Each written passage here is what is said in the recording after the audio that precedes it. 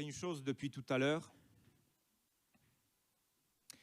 On a prié au nom de... On a glorifié le nom de... Nous sommes rassemblés au nom de... C'est le titre de la prédication. Ce n'était pas très difficile à choisir ce matin. Même si le thème qui nous a été présenté aujourd'hui, nous sommes justement dans ce thème, l'Église persécutée. Aujourd'hui, c'est une journée où nous pensons à nos frères et nos sœurs qui sont persécutés dans le monde, qui souffrent à cause du nom de Jésus, pour la cause de l'Évangile. Et nous voulons bien penser à eux qui sont persécutés, battus, enchaînés, des fois tués, mis à mort. Et comme on disait ce matin, avant de commencer le culte, dans le temps de prière que nous avions, c'est vrai que nous, ici, on est bien. Non? Non, vous ne l'estimez pas. Si cela pour nous n'est pas bien. Et pourtant, même si nous avons tout, très souvent, nous n'avons pas l'essentiel. Ce qui est cet attachement véritable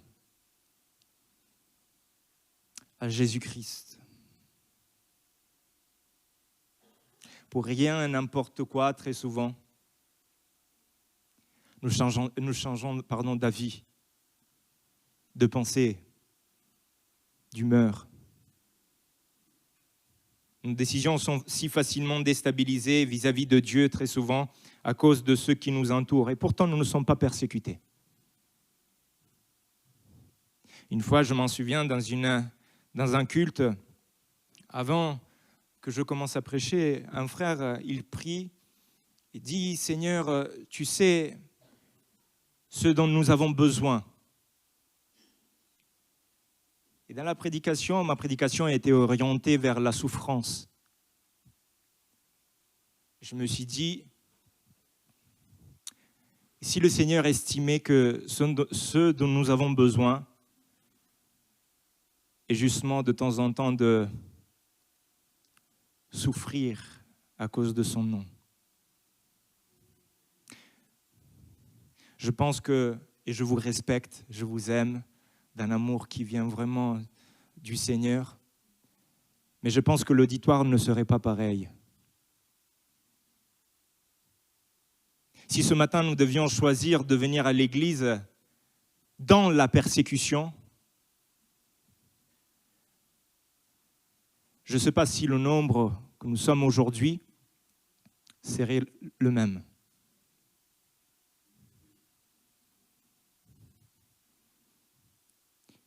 Moi compris, ne vous inquiétez pas, vous savez que je suis toujours dedans. Donc nous pensons à nos frères et nos sœurs, amen. Église, nous sommes une église, ce sont nos frères et nos sœurs.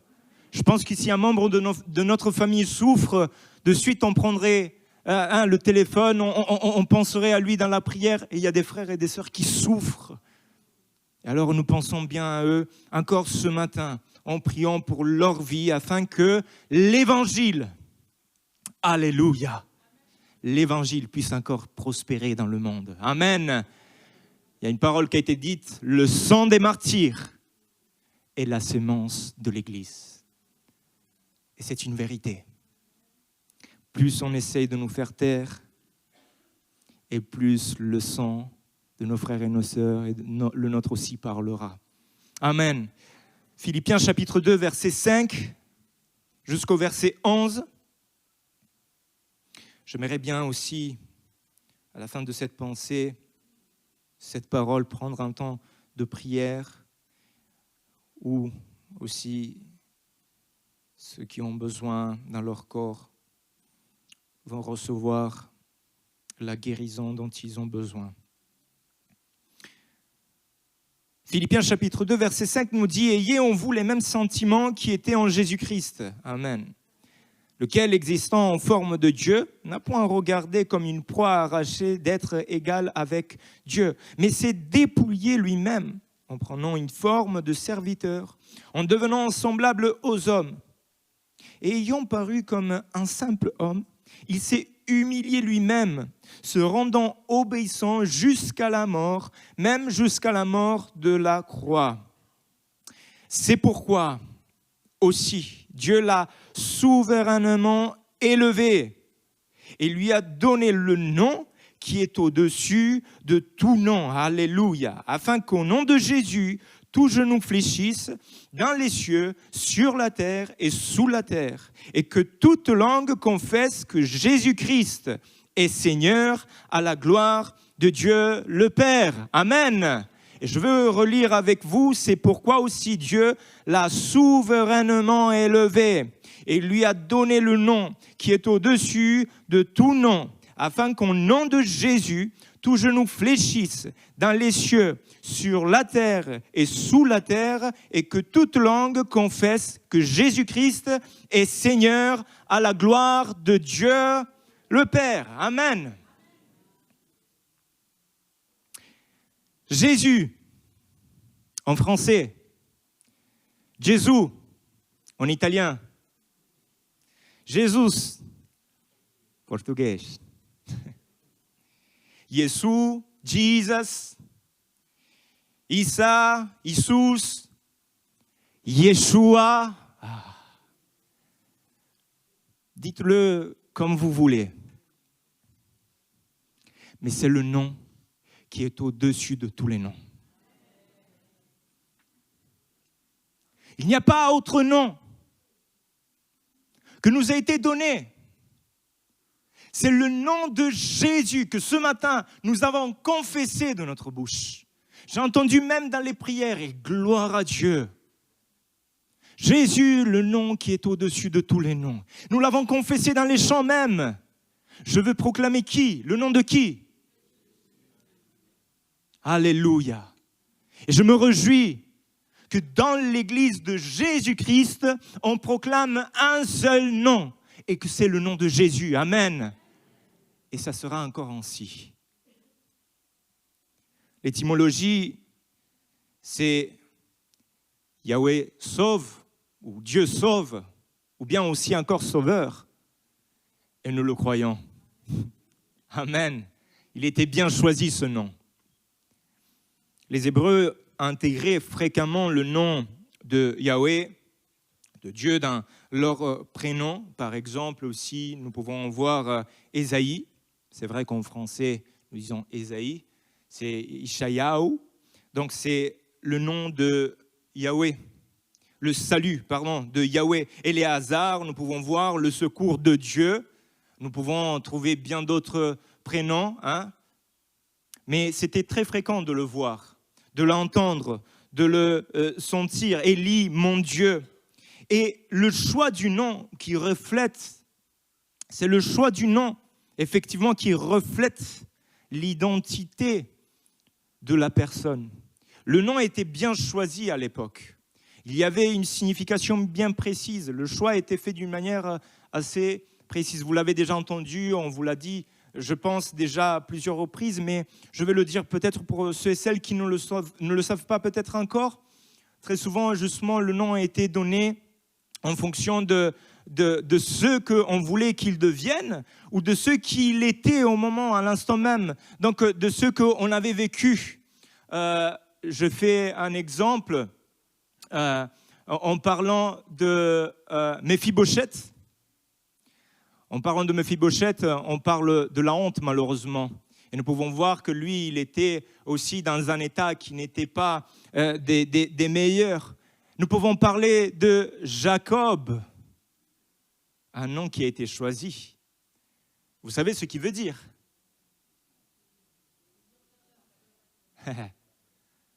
Ce ne l'était pas.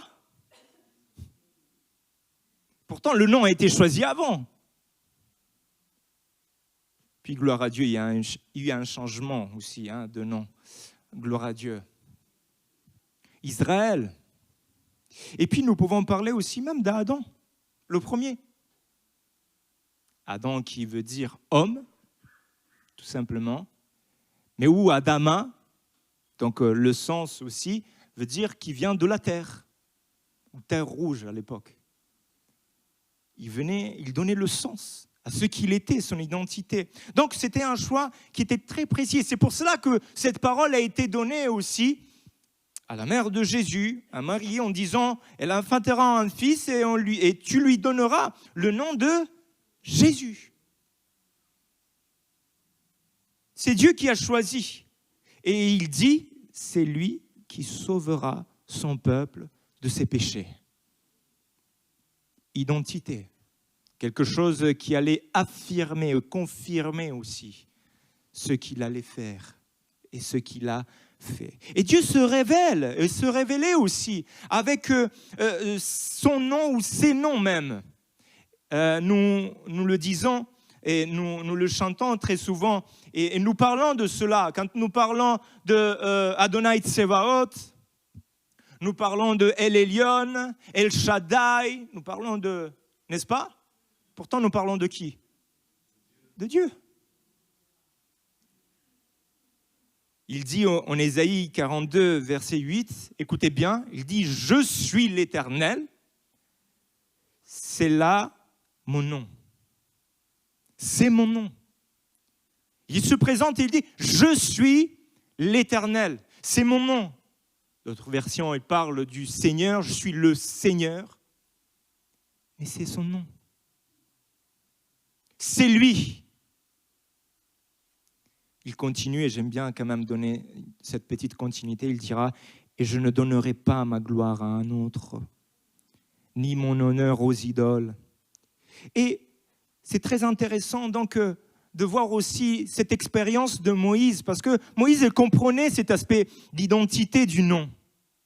Et quand il parle à Moïse, et Moïse dit à Dieu, j'irai donc vers les enfants d'Israël, vous en souvenez un peu de ce passage, et je leur dirai, le Dieu de vos pères m'envoie vers vous, mais s'ils me demandent quel est son nom, que leur répondrai-je? Dieu dit à Moïse, je suis celui qui suis. Waouh! J'ai aimé une fois dans un cours de théologie, on parlait donc de cet aspect-là, et le prof nous avait fait faire ceci pour comprendre un peu cet aspect-là.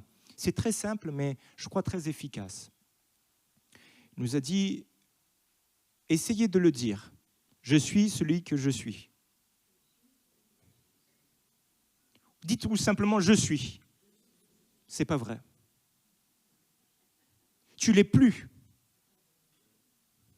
Au moment où tu l'as dit, tu as changé. Tes cellules ont changé. Quelques aspects de ton corps à l'intérieur même ont changé. Différentes choses de tes aspects ont changé. Tes pensées ont mué probablement. Mais au moment où Dieu dit « je suis », il est. Et il reste. Car il est immuable, nous dit aussi la parole. Il est le même hier, aujourd'hui, éternellement. Pouvons-nous dire la même chose de nous? Absolument pas. Donc c'est un aspect, une identité qui est en Dieu et qui confirme Dieu. Hier, nous avons chanté avec les disciples de Jésus-Christ. Nous avons chanté le cantique « Yahweh se manifestera ». C'était beau, on a proclamé le nom de Dieu, on disait Yahweh, Rapha, Elohim, Shaddai, Adonai, Jireh, et puis on a dit « il se manifestera ». Puis en réfléchissant effectivement avec ma femme, elle m'a dit « mais effectivement, on a dit « il se manifestera », mais en vrai il s'est manifesté. Bon, il se manifestait véritablement dans la réunion, on l'a bien ressenti, mais il s'est manifesté. En quoi? En Jésus-Christ. Quand on dit Yahweh, il s'est manifesté en Jésus-Christ, le Seigneur. Quand on parle de Elohim, il s'est manifesté en Jésus-Christ, car il était là au commencement, le Verbe. Il était là.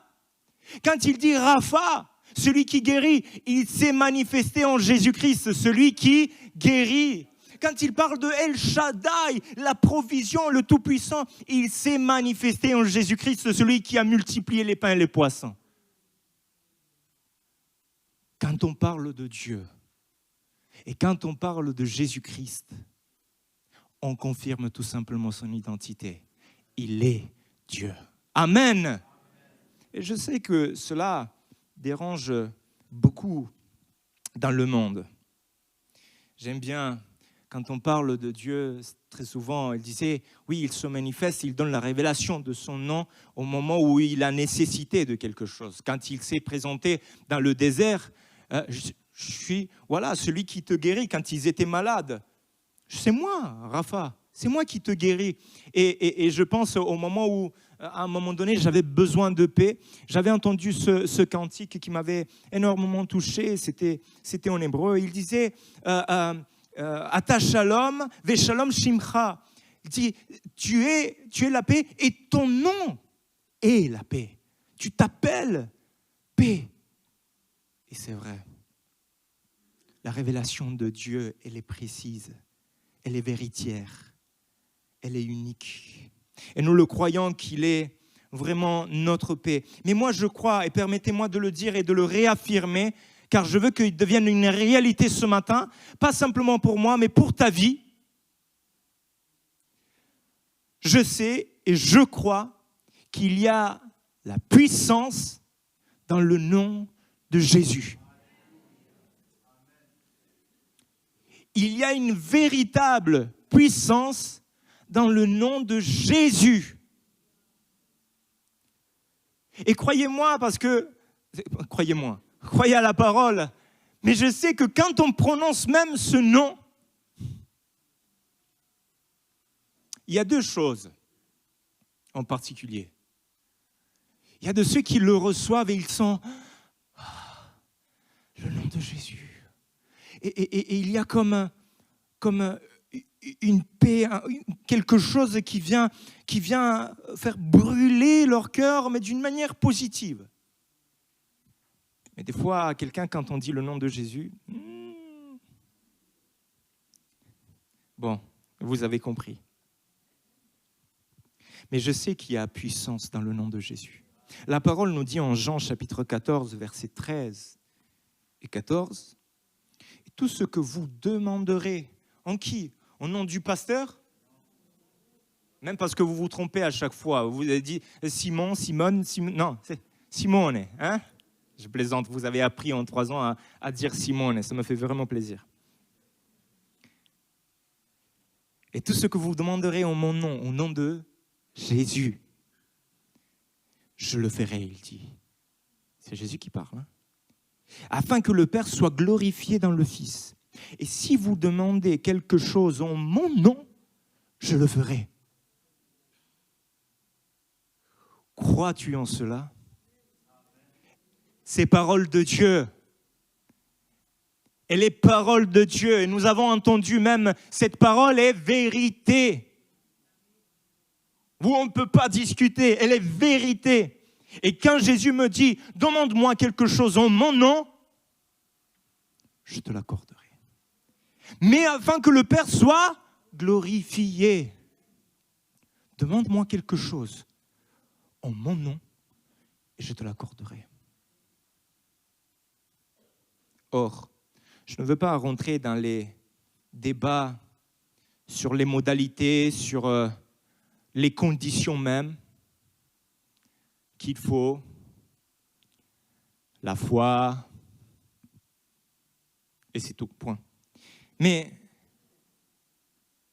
il faut apprendre une chose, que dans le nom de Jésus, il y a puissance. Marc, chapitre 16, verset 15. Ah, cela, je l'aime beaucoup. Alléluia. Vous allez comprendre. Les disciples de Jésus-Christ, vous aimez ce passage, ces versets? Il y a un disciple qui dit Amen. Je ne sais plus quoi faire, croyez-moi.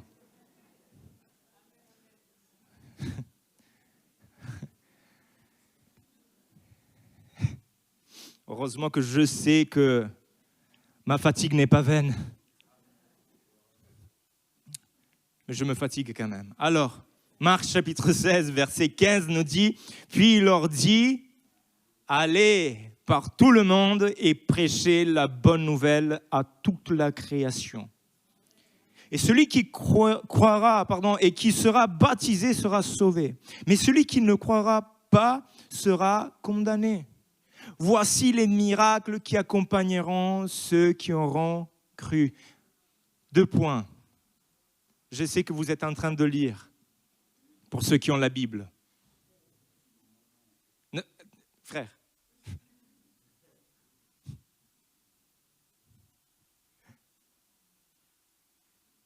Il y a des miracles qui vont nous accompagner. Alors, déjà, j'ai mis un point, donc il fallait dire tout simplement Amen, si tu le crois. Si tu le crois, si tu crois au miracle. Je n'ai vu, je le crois. Il y a des miracles qui nous accompagnent. Quand on annonce le message de l'Évangile, quand on annonce cette puissance, il y a des miracles qui vont avec. Or, maintenant, Jésus nous dit par contre une chose. Il démarre en disant, j'ai envie de le dire, mais vraiment avec... Là, j'ai mis trop de tension, donc maintenant, ça va être... Mais, il dit, disons ensemble, s'il vous plaît. Il dit quoi? En mon nom. C'est-à-dire, au nom de Jésus, ils chasseront les démons. Ils parleront des nouvelles langues. Ils saisiront des serpents. Ils boiveront de quelques breuvages mortels. Il ne leur fera point de mal. Ils poseront les mains aux malades et les malades seront guéris. Amen. Le Seigneur, c'est le Seigneur déjà là. Dit le Seigneur, après leur avoir parlé, fut enlevé au ciel et il s'assit à la droite de Dieu. Alléluia. Et ils s'en allèrent, les disciples, ceux qui ont reçu, prêchèrent partout. Le Seigneur travaillait avec eux. Mais c'est incroyable. Et confirmait la parole par les miracles qui l'accompagnaient. Amen. Est-ce que tu as cette assurance dans ton cœur ce matin? Au nom de Jésus. Oh, moi, j'aime bien quand je prie et je dis même soit au milieu, au début, à la fin de phrase, au nom de Jésus.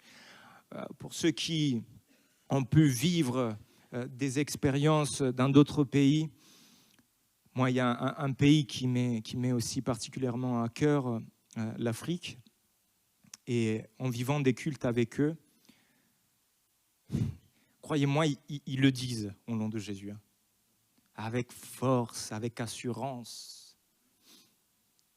Il le disait tellement fort. En fait, l'esprit n'était pas simplement, les esprits mauvais n'étaient pas simplement parce qu'il disait le nom de Jésus, mais c'était la force dans laquelle il disait. Je veux pas entendre. Il bousillait les oreilles des esprits. Tellement était fort. Le nom de Jésus.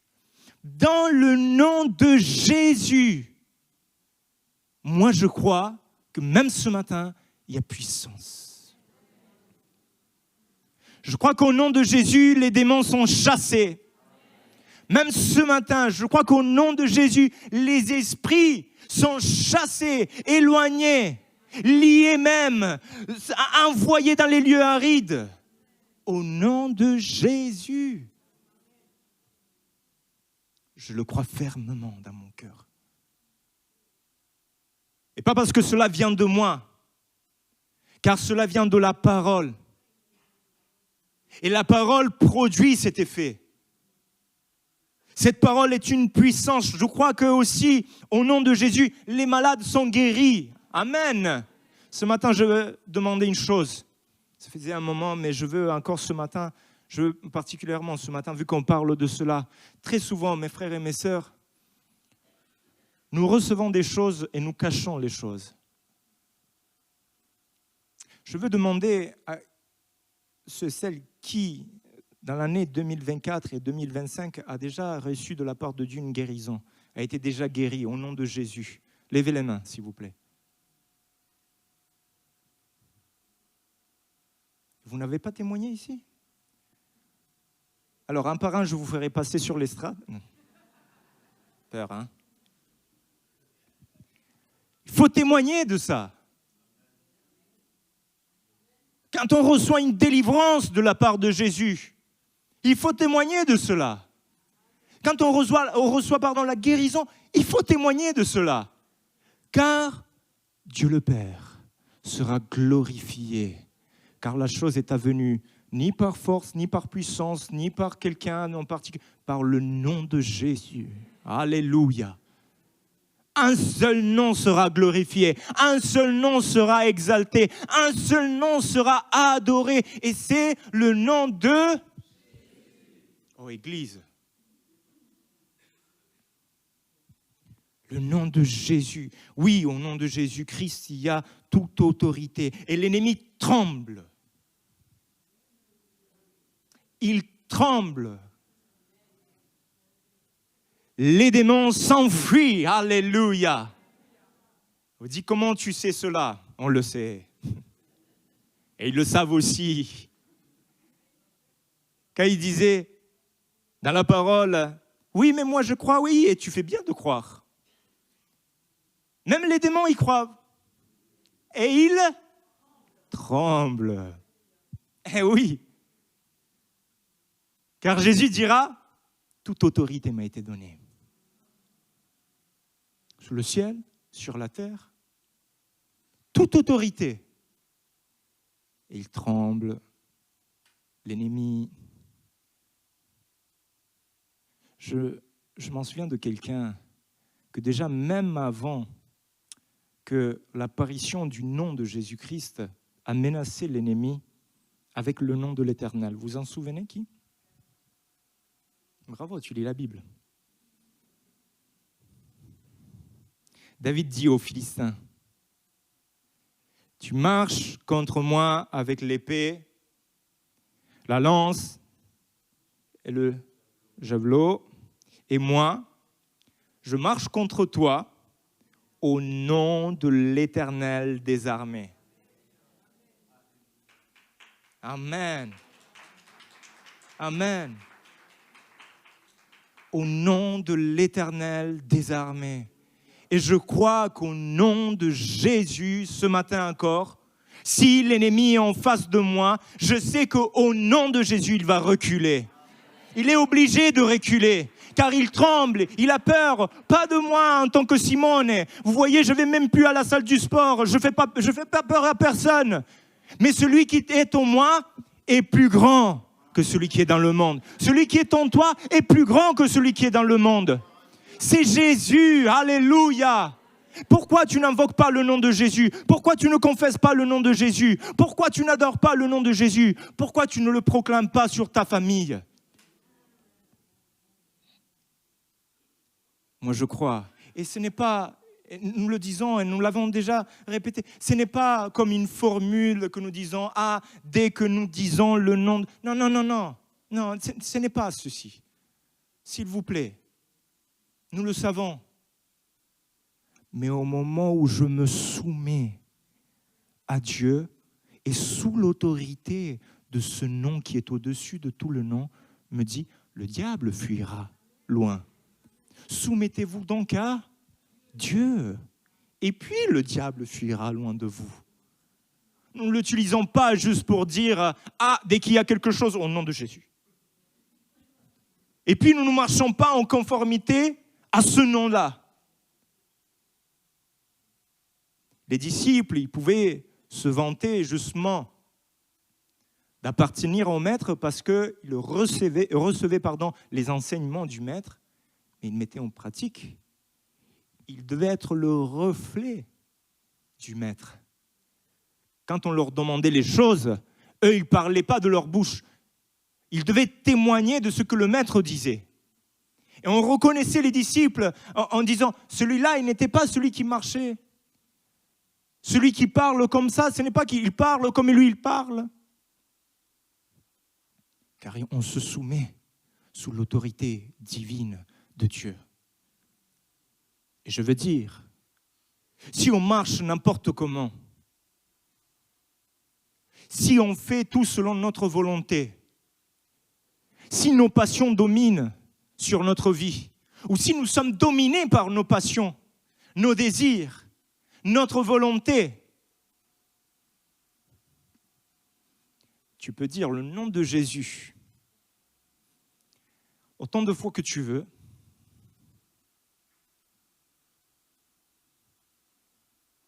Nada. Nada.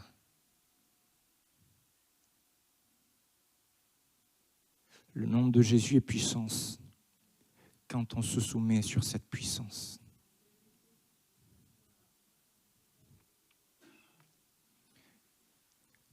Vous vous en souvenez de ce passage après que Jésus a donné toutes ces instructions, ces différentes choses, et a donné ce pouvoir, allez, faites de toutes les nations disciples, en mon nom, vous ferez ceci, cela, etc. Les disciples partent. Et ils se retrouvent en acte 3 à vivre ces choses. Et Pierre dira à ce boiteux dans le temple, vous vous en souvenez. Pierre lui dit, je n'ai ni argent, ni or. Ce matin, un peu d'argent, je l'ai. C'est pas que or, franchement, j'ai que ça. Mais cela ne va pas faire grand-chose pour vous. Mais puis il dit, mais ce que j'ai, je te le donne. Au nom de Jésus-Christ de Nazareth, lève-toi et marche. Alléluia. Alléluia. Entendez, s'il vous plaît.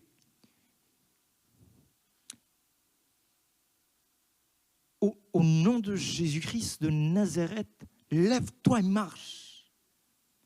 Mais quelle puissance!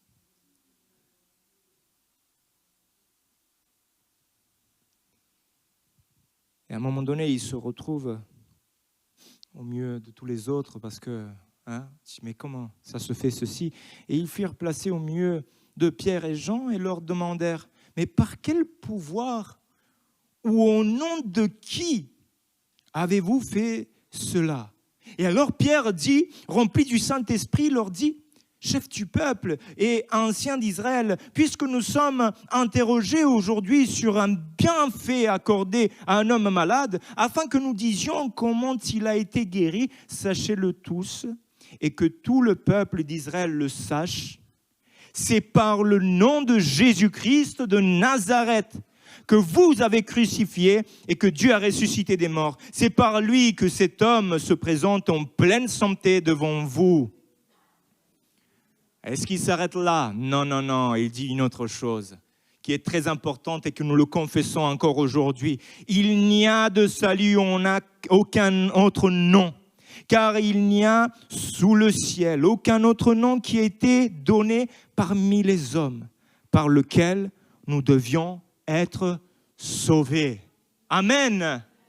Est-ce que tu crois ce matin au nom de Jésus? Est-ce que tu crois ce matin que le nom de Jésus fait fuir et trembler l'enfer, les démons? Est-ce que tu crois ce matin que le nom de Jésus donne guérison aux malades? Est-ce que tu crois que ce matin, le nom de Jésus libère, délivre encore les cœurs qui sont opprimés, oppressés?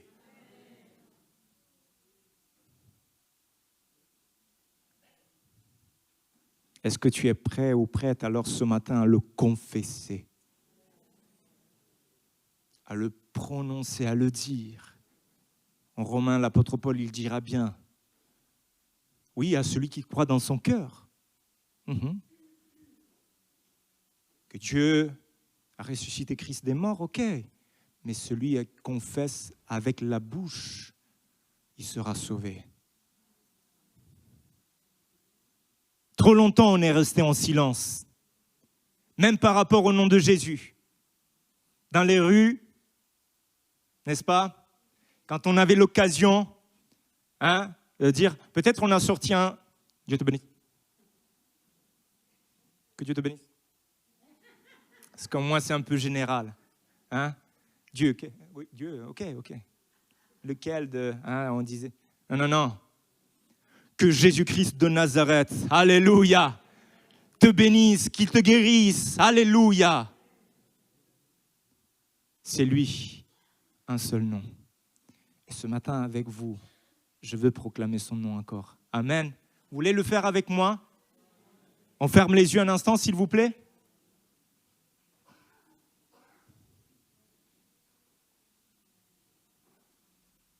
Il y a un seul nom. Alléluia. Je sais que,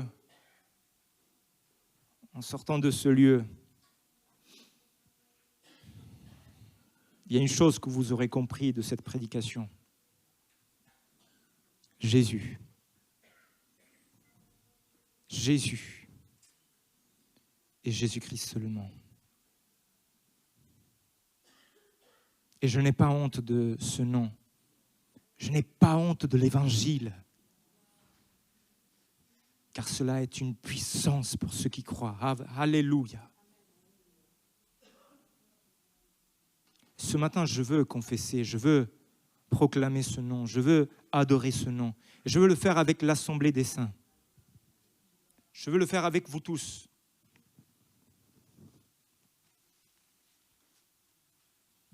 Je crois qu'il est le nom au-dessus de tous les noms. Je crois qu'il est capable de chasser les démons, les esprits mauvais. Je crois qu'il est celui qui guérit. Au nom de Jésus, on imposera les mains aux malades et les malades seront guéris. Je le crois. Je veux prendre un temps avec vous afin que cette parole devienne réalité ce matin, se concrétise dans vos vies, dans ma vie. Cette parole était accompagnée par des signes et des prodiges. La prédication du message de l'Évangile est accompagnée par des signes et des prodiges. Et ce matin, pour la gloire de Dieu le Père, au nom de Jésus, le Seigneur accomplira encore des miracles dans nos vies. Mais afin que le nom de Jésus soit glorifié, ça ne sera pas pour une satisfaction personnelle. Ça ne sera pas pour bien autre chose qui vont pour un avantage personnel. Non. Ou pour une gloire humaine, non. Ce sera au nom de Jésus et pour la gloire de Dieu le Père. Amen. Alors pendant que l'Église prie et adore Jésus, pendant qu'il confesse son nom, et s'il vous plaît, je vous invite à le faire avec moi en cet instant. Adorez Jésus, glorifiez son nom. Racontez ses merveilles. Dis combien de miracles a fait. Alléluia. Jésus, tu es grand. Tu es majestueux. Tu es le Tout-Puissant. Tu es merveilleux. Ton nom est merveilleux.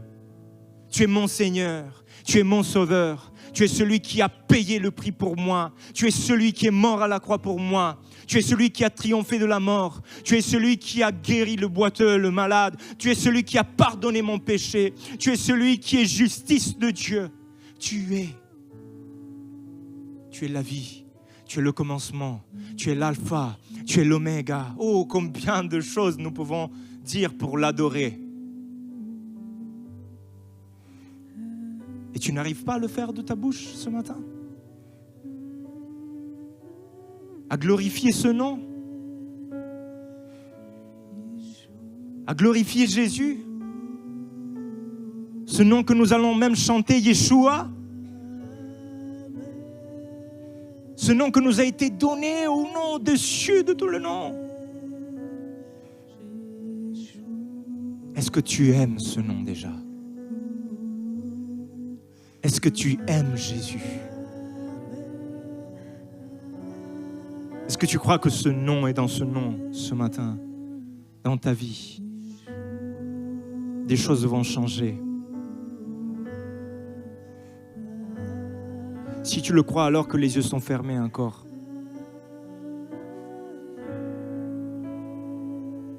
je te demande de venir sur le devant et nous prierons pour toi. Le malade sera guéri. Celui qui a besoin de délivrance sera délivré. Si tu as besoin de guérison, viens sur le devant.